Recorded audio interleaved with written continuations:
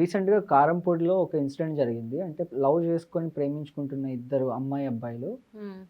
అబ్బాయి దారుణంగా ఒక అమ్మాయిని చంపాడు. అంటే రీసెంట్ టైమ్స్‌లో మనం చూసుకుంటే ఇలాంటి ఇన్సిడెంట్స్ అనేవి చాలా ఎక్కువ పెరిగిపోతున్నాయి. అంటే వైఫ్ అండ్ హస్బాండ్స్ మధ్య మనం చూసాం. లవ్ జిహాద్ అని కూడా మనం చూసాం. సో, ఇప్పుడు రీసెంట్‌గా ఇలా ఆ ఇన్సిడెంట్ చూసిన తర్వాత ఆ పిక్చర్స్ అన్నీ చూస్తే అసలు ఎటెళ్ళిపోతున్నారు? అంటే చట్టం అంటే భయం లేదా? అంటే ఇంత చేస్తున్నా పోలీసులు ఎందుకు యాక్షన్ తీసుకోవట్లేదు అని. అయితే ఆ అమ్మాయి వాళ్ళ తల్లి ఏమంటుందంటే, ఇలా అబ్బాయికి గూడా ఉరిశిక్ష వేయాలి అని జెప్తున్నారు. బేసిక్‌గా చాలామంది కమెంట్స్ కూడా చేసేదేంటంటే, అబ్బాయికి ఉరిశిక్ష ఎయ్యాలి ఇంత దారుణంగా చంపాడు గాబట్టి అని. బేసిక్‌గా ఉరిశిక్ష ఎందుకు వెయ్యరు మేడం ఎందుకు కేస్‌లో? వెయ్యరు? వేస్తారు. ఇప్పుడు హ్మ్. Rarest of the rare cases అని కొన్నుంటాయి. హ్మ్. అంటే రెగ్యులర్‌గా గాకుండా బాగా రేర్‌గా అయ్యే కేసెస్‌లో ఏందంటే స్ట్రిక్ట్ యాక్షన్ తీసుకొని ఫాస్ట్ ట్రాక్ జరిగి రేరెస్ట్ ఆఫ్ రేర్ కేస్ అని కన్సిడర్ చేసేసి ఉరిశిక్షలేసిన రోజులున్నాయి. ఎందుకు లేవు? హ్మ్. చాలా ఉన్నాయి. కమింగ్ టు దిస్ ఏందంటే, ఇప్పుడు ఈ రోజుల్లో ఎక్స్‌పోజర్ ఎక్కువైపోయింది. ఎట్లా అంటే, అందరి చేతిలో మొబైల్ ఉండడం, అందరి చేతిలో ఇంటర్నెట్ అవైలబుల్ ఉండడం, ఈవెన్ 10,000లో కూడా ఒక మొబైల్ ఫోన్ వచ్చేస్తది. అవును. ఒక స్మార్ట్ ఫోన్ అందులో మనం ఫోటోస్ పెట్టుకోవచ్చు. ముఖ్యంగా ఇన్‌స్టాగ్రామ్ కల్చర్, రీల్స్ చేయడం, ఇవన్నీ చేయడం. హ్మ్. నాకు తెలిసి ఈ అమ్మాయి రీల్స్ చేయడం అదంతా నేనైతే చూసాను. నేను చూసిన దాన్ని బట్టి, న్యూస్ చూసిన దాన్ని బట్టి అయితే ఆ అమ్మాయి ఇన్‌స్టాగ్రామ్‌లో ఫేమస్. హ్మ్. Little bit. సో, ఆ అబ్బాయికి ఏంటంటే లేని అనుమానాలు, లేని దాన్ని ఇప్పుడు ఆ జెలసీ అనుకోండి, ఏమని అనుకోండి. ఇది నేను ఈ ఒక్క అమ్మాయి విషయంలో నేను మాట్లాడట్లేదు. ఈవెన్ వైఫ్ అండ్ హస్బెండ్ మధ్యలో కూడా చాలామంది నా దగ్గరకొచ్చే డివోర్స్ కేసెస్‌లో ఏంటంటే, నేను ఇది చాలా చూస్తూ ఉంటా. అమ్మాయి మీద అబ్బాయికి అనుమానం ఉండడం, అబ్బాయికి అమ్మాయి మీద అనుమానం ఉండడం. హ్మ్. కొన్నిసార్లు ఏందంటే అది నిజమే. నిజం కూడా ఏదో చేసుంటేనే ఊరికే ఏం పుట్టదు కదా అనుమానం. ఓకే. సో, కొన్నిసార్లు నిజంగా చేసుంటది. బట్ రేర్ కేసెస్‌లో ఏందంటే వెరీ రేర్ కేసెస్. నిజం చెప్పాలంటే ఒకసారి అనుమానం ఉందంటే ఖచ్చితంగా అంటే ఎక్కడైనా అగ్గి ఉంటేనే మంటొస్తది అంటారు కదా! సో, ఎంతో అంత చేసి ఉంటేనే అనుమానాలు పుడతాయి. ఊరికే పుట్టవు. హ్మ్. ఇది సైకాలజీ. బట్ రేర్ కేసెస్‌లో ఏందంటే ఒక 10% కేసెస్‌లో ఏందంటే నిజంగా ఏముండదు. హ్మ్. కానీ ఏదో ఉందని చెప్పేసి వీళ్ళకున్న ఇన్‌సెక్యూరిటీతోని అవతల స్పౌస్‌ని టార్చర్ పెడుతుంటారు. ఎటు పోయినావు? నీ లొకేషన్ పంపించు. హ్మ్. లేకపోతే నువ్వెవరితో కొంచెం సేపు కాల్ వెయిటింగ్ వచ్చినా కూడా కాల్ వెయిటింగ్ ఎవరితో మాట్లాడుతున్నావు? హ్మ్. లేకపోతే వాళ్ళ పాస్‌వర్డ్స్ అన్నీ తీసుకోవడము. అన్నీ ఇట్లా ఎట్లా అంటే వాళ్ళ లైఫ్ జీనా హరాం చేయడం అన్నట్టు. అట్లా చేసేసి వాళ్ళని టార్చర్ పెడతారు. అది కూడా క్రుయాలిటీ. అది కూడా ఒక రకమైన నిజం. హెరాస్మెంటే. ఏంటంటే ఈ అనుమానం అనేది ఒక డిసీజ్ లాంటిది. హ్మ్. ఆ డిసీజ్ వచ్చింది అంటే ఇంకేం చేయలేం. ఏం జేషినా అది అక్కడ నిజంగా అవతలోళ్ళు తప్పు జేషినా ఆర్ చేసుండకపోయినా ఒక్కసారి పార్ట్నర్స్ మధ్యలో ఒక్కరికి అనుమానం వచ్చినా ఆ రిలేషన్‌షిప్ డెడ్. సరే వీళ్ళ ప్రాబ్లమ్ అయితే వీళ్ళు డివోర్స్‌లు తీసుకోవడం ఇవన్నీ చేస్తారు. కానీ ఈ అమ్మాయి విషయంలో మరీ అంత దారుణంగా చంపడం మాత్రం అన్యాయం. సరే హ్మ్. ఏమని ఉండొచ్చక్కడ. అమ్మాయి తప్పే కావచ్చు, లేకపోతే అబ్బాయిది తప్పే కావచ్చు అనవసరం. బట్ ఎవ్వరు గూడా ఎవరిని అంత బ్రూటల్‌గా చంపే అధికారం లేదు, రైట్ లేదు. ఇప్పుడు దీనివల్ల వాడికేమొచ్చింది ఇప్పుడు? ఆ హ్మ్. అమ్మాయి చచ్చిపోయింది.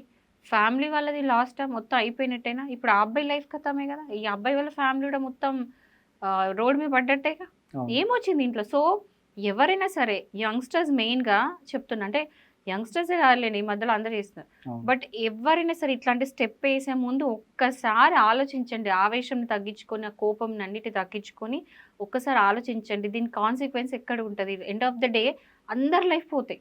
ఆ కోపంలో, ఆ హీట్ ఆఫ్ ద మూమెంట్‌లో ఏందంటే ఆలోచించరు. అరే! ఆ అమ్మాయి అట్లా ఆలోచించరు. ఆ కోపంలో చేసి పారేస్తారు. సో, ఆ కామ్‌నెస్ అనేది స్టెబిలిటీ అనేది ఎవ్వరైనా తెచ్చుకోవాల్సిందే. లేకపోతే ఇట్లాంటి పరిస్థితుల్లో మొత్తం ఫ్యామిలీసే పోతాయి. ఇంకోటండి మీరు అబ్జర్వ్ చేస్తే we have seen so many cases recently where wives are killing husbands, అవును. Husbands are killing wives. Even live in రిలేషన్‌షిప్‌లో ఉన్నప్పుడు కూడా ఒక అమ్మాయిని వాళ్ళ బాయ్ ఫ్రెండ్ చంపేయడం ఇలాంటివి చూస్తూ ఉన్నాం. అంటే ఒక పెళ్ళిలో అయిన రిలేషన్సే కాదు. ఓన్లీ వాళ్ళే కాదు. ఈవెన్ ఒక ఏమంటారు ఈవెన్ లివ్ ఇన్ రిలేషన్‌షిప్స్‌లో ఉన్నా లేకపోతే లవ్‌లో ఉన్నా అలాంటి వాటిలో కూడా ఈ హెరాస్మెంట్‌లన్నీ పెరుగుతున్నాయి. అవును. సో, వీటన్నిటికి రీజన్ ఏందంటే, అసలు లైఫ్ పట్ల అండర్‌స్టాండింగ్ లేకపోవడం, ఒక మెచ్యూరిటీ ఉంటది. ఆ మెచ్యూరిటీ లేకపోవడం. అదే మన పేరెంట్స్ జనరేషన్‌లో ఇవన్నీ ఉండేవి కాదు. మనం ఎప్పుడు కూడా అంటే అయ్యేటివేమో గానీ, ఇంతగనమైతే అయ్యేది అవును. కాదు. I mean we never heard ఇట్లా అయింది, అట్లా అయింది, చంపేశారు ఇట్లా. చాలా తక్కువ వినిపించేది. బట్ ఈ మధ్యలో అయితే పోతుంటే ఎక్కువైపోయింది. అండ్ మనం అనుకుంటాము ఓకే. ఒక పలానా కేసొచ్చింది. విన్నాము. న్యూస్ అయింది. ఫుల్ మొత్తం ఇండియా అంతా బ్లాస్ట్ అయిపోయింది. ఈ న్యూస్‌తోని ఓ 2, 3 రోజులు ఆలోచిస్తాము. ఓ ఇట్లా అయిందని. అంటే ఆ కుక్కర్ కేసు, డ్రమ్ కేసు అవును. విన్నాం. హ్మ్. మనం అనుకుంటాం ఓకే. ఈ పర్సన్‌ని అరెస్ట్ చేసి తీసుకెళ్ళి ఒక శిక్ష వేసి, ఉరి శిక్ష వేసి అన్నీ చేస్తే మిగతా వాళ్ళకి భయం పుట్టి చేయకుండా ఉంటారేమో హ్మ్. అని అనుకుంటాం. హ్మ్. కానీ మీరు గమనిస్తే ఇలాంటివి పెరుగుతున్నాయి. అవును. తగ్గట్లా పెరుగుతున్నాయి వాడు పెరుగుతూ చేసాడు కదా నేను కూడా చేద్దాం. అంటే ఒక ఏదో చూపించినట్టు ఒక దారి చూపించినట్టుంది కథ. ఎట్లుందంటే వీని చూసి నేను కూడా చేస్తా అన్నట్టున్నది, ఓ అవును. చంపేద్దాం అన్నట్టున్నది. నేను ఈ మధ్యలో అబ్బాయిని ఎవరు చూస్తున్నాడు, అమ్మో మేము పెళ్ళిళ్ళు చేసుకోము, మమ్మల్ని డ్రమ్లో పెట్టేస్తారు, కుక్కర్ అంటే ఒక జోక్ అయిపోయింది. అంటే ఇంటర్నల్గా ఇన్నర్ ఫీలింగ్ ఏంటంటే అబ్బాయిలకు ఒక భయం అనేది పుట్టింది. మ్యారేజ్ అన్నా, అమ్మాయి ఒకవేళ ఇది ఉన్నా. అంటే రీసెంట్గా నాకు ఒక ఎగ్జాంపుల్ చెప్తా. ఒక క్లయింట్ వచ్చిండు నా దగ్గరికి. సో ఆయనకి క్లియర్ ఎవిడెన్స్ ఉంది, వైఫ్ అడల్ట్ చేస్తుంది, వేరే అఫైర్లు ఉందని తెలుసు.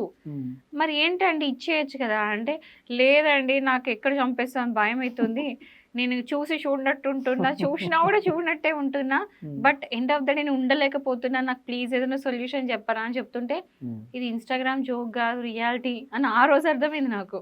రియల్గా అంటే ఆ పర్సన్ వాజ్ స్కేర్డ్. అమ్మో నన్ను కూడా చంపేసి వాడేసి ఎట్లా, వద్దు నేను చూసి చూడనట్టే ఉంటున్నాను, నీకు కావాలని ఇంటికి కూడా వెళ్ళట్లేదు ఈ మధ్య, ప్లీజ్ నాకు ఏదో విధంగా చేసి డివోర్స్ ఇప్పించండి అంటే నా దగ్గర ఆన్సర్ లేదు. అంటే నేను బ్లాంక్ అయిపోయినా, ఓ 5 minutes ఏం జరుగుతుంది ప్రపంచంలో. So keeping all this apart, it's a very serious issue. ఎవరికైనా ప్లీజ్ అనుమానాలు ఉన్నా, లేకపోతే నిజంగా ఏమైనా చేసినా, ఆ రిలేషన్ అక్కడికి కట్ చేసి వదిలేసుకొని బయటకు వచ్చేయండి. Bright future. ఇంకా వైఫ్ అండ్ హస్బెండ్ అన్న జరా ఏమంటారు, ఆ డివోర్స్లు ఆ కథ ఉంటది. ఇదైతే లవ్. వైఫ్ అండ్ హస్బెండ్ అంటే ఆల్రెడీ చాలా లైఫ్ చూసుంటారు, దాని తర్వాత పిల్లలు కానీ ఆ లైఫ్ అంతా అయిపోయి ఉంటుంది. బట్ అట్లీస్ట్ ఇప్పుడు వీళ్ళు బీటెక్ చదువుతున్నారంటే అసలు లైఫ్ లో ఏమీ చూసుండరు. చిన్న పిల్లలు అంటే ఏమంటారు, లైఫ్ పట్ల అవగాహన లేక, జీవితం మొత్తం వేస్టే కదా. బీటెక్ స్టూడెంట్స్ అంటే ఎర్లీ 20s లో ఉంటారు. ఏముంది లైఫ్ ఏం చూసిండ్రు అని నేను అదే చెప్తున్నాను. ఎవరికైనా సరే, ఈవెన్ మ్యారీడ్ కపుల్ అయినా సరే, ఆ ఏజ్ మన పక్కకి పెడదాం కాసేపు. ఎవరికైనా మీ పార్ట్నర్ మీద కనుక అనుమానం ఉంటే ప్లీజ్ వాక్అవుట్. ఇది వద్దు, నాకు ఇలా ఏది వద్దు, నేను వెళ్ళిపోతా, డివోర్స్ తీసుకుందని చెప్పేసేయండి. అవగాహన కల్పించే కొద్దీ తెలియక ముందన్నా భయపడే వాళ్ళేమో కానీ ఈ మధ్య తెలుసుకున్న తర్వాత ఇంకెక్కువ చేస్తున్నారు. ఇది చేస్తే మనకి ఇక్కడ ఈ లూప్ హోల్ ఉంది, ఇట్లా బయటకు రావచ్చు అని చెప్పి. బట్ సీరియస్ పనిష్మెంట్ ఉంటది, ప్రతి క్రైమ్ కి సీరియస్ పనిష్మెంట్ ఉంటది. ఈ అబ్బాయి ఖచ్చితంగా ఉరి శిక్ష పడే ఛాన్సెస్ ఉన్నాయి. ఎంత బ్రూటల్ మర్డర్ అది. ఆ ఫోటో చూస్తే అసలు ఇట్లా ఉలికి పడ్డా నేనే కాసేపు. It's very brutal. అట్లా నేను అదే అంటున్నాను, don't lead to that level. మీకు ఏమైనా అనుమానాలు ఉంటే డివోర్స్ తీసుకోండి, సపరేట్గా అండి, ఎవరి లైఫ్ బతకండి. అంత అబ్సెషన్, అంత పిచ్చి కూడా ఉండాల్సిన పని లేదు. అంటే వాడు నాతోనే ఉండాలి, లేకపోతే అమ్మాయి నాతోనే ఉండాలి, ఇంకా లేకపోతే నాతో ఉంటే అదే సినిమా డైలాగ్ ఉంటుంది, ఉంటే నాతో ఉండాలి, అయితే ఎవరితో ఉండొద్దు. ప్లీజ్ ఆ సినిమాలో వర్కౌట్ అవుతుంది. బయట రియల్ లైఫ్లో ఫ్యామిలీసే పోతాయి వీటి వల్ల, ఫ్యామిలీసే పోతాయి ఎటు కాకుండా. సో మీరు ఏమని ఉంటే మీ ఫ్యామిలీ గురించి ఆలోచించి నిర్ణయం తీసుకోండి. హీట్ ఆఫ్ ద మూమెంట్లో ఏ పనులు చేయొద్దు.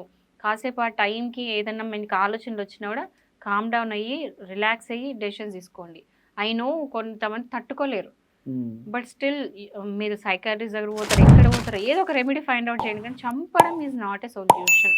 ఒకవేళ ప్రాబ్లం ఉంటే వదిలేయండి, ఎవరి దారి వాళ్ళు చూసుకోండి. ఎవరి దారిలో ఒక 1 year కష్టపడతారేమో, తర్వాత ఎవరి లైఫ్లో వాళ్ళు చాలా హ్యాపీ ఉంటారు. Right. Thank you madam, thank you so much.